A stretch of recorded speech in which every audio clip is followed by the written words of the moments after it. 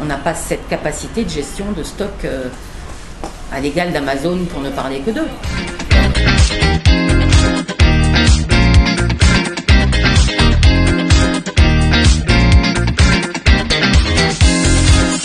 Écoutez, c'est très simple. Une forme de confinement, on fait ce que le gouvernement nous dit de faire. Si on peut ouvrir, on ouvre au maximum. On vient de l'apprendre aujourd'hui, mais on en a un peu discuté. On va réfléchir à des façons de faire. Peut-être justement pas fermer le samedi s'ils annoncent un confinement des gens le week-end. Peut-être ouvrir, on ouvre à 10h30, peut-être ouvrir à 9h et fermer à 18h.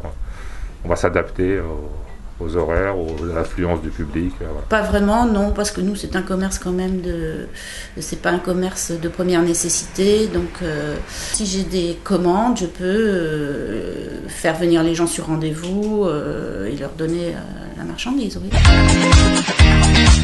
Non. D'abord, mon business, il est bien spécifique. Vous dites la plupart des jeunes que vous pouvez rencontrer fourreurs, ils vous demandent c'est quoi ? Plus que ça, non. À la minute T, en 8 jours, non. Le système du drive, on l'avait déjà mis en place la dernière semaine avant l'ouverture. Dire que ça va être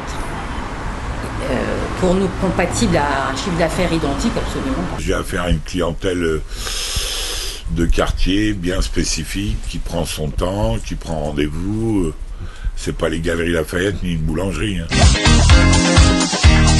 Fermeture un peu plus tôt, c'est pas très gênant, puisque maintenant les gens ne viennent plus en fin de journée du fait qu'ils travaillent plus dans les bureaux. La fermeture le week-end serait embêtante. Ce qui pourrait le supporter, de toute façon, est-ce qu'on a le choix, vraiment ?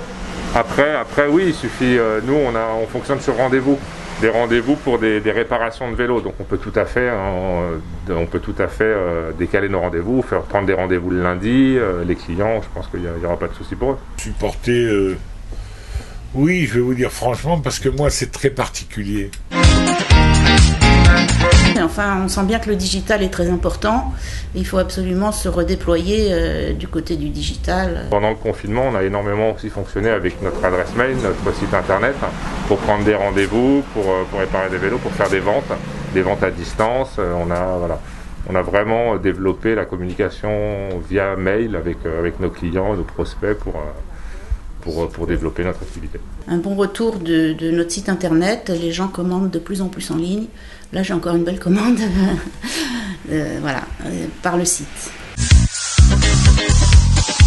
Besoin de s'adapter, d'apprendre à travailler autrement. Je pense que c'est une des premières crises sanitaires qu'on vit en 2020, mais ce ne sera sûrement pas la seule. Qu'est-ce que vous voulez que je vous dise ? On n'en sait rien en fait. Celui qui vous donne un avis sur ce que c'est, ce que ça fait, il est costaud. On a ressenti ce côté étrange déjà samedi. Alors, je sais pas il pleuvait pas, tout ça, mais il y avait personne dans les rues. On était tout seul dans la boutique, donc on s'est dit voilà, on a un confinement qui est en train de commencer dans la tête des gens, en fait, pas officiellement, mais dans la tête des gens, ils sortent plus, voilà. C'est difficile, il faut garder le moral. C'est l'ambiance qui n'est pas au beau fixe. J'en ai profité pour faire des travaux, pour rebondir. Il faut absolument rebondir. D'ailleurs, vous pouvez marquer pour nos amis écologistes, on doit être encore 3 ou 4 sur Paris comme artisans fourreurs. Bientôt, rassurez-les, il n'y en aura plus. Ça sera tout made in Chine, avec le package compris, c'est-à-dire le virus. N'oubliez pas de télécharger sur votre mobile l'application Pop In Shop, 100% dédiée au commerce indépendant. Vendez dans votre quartier, communiquez avec vos clients, même pendant un confinement.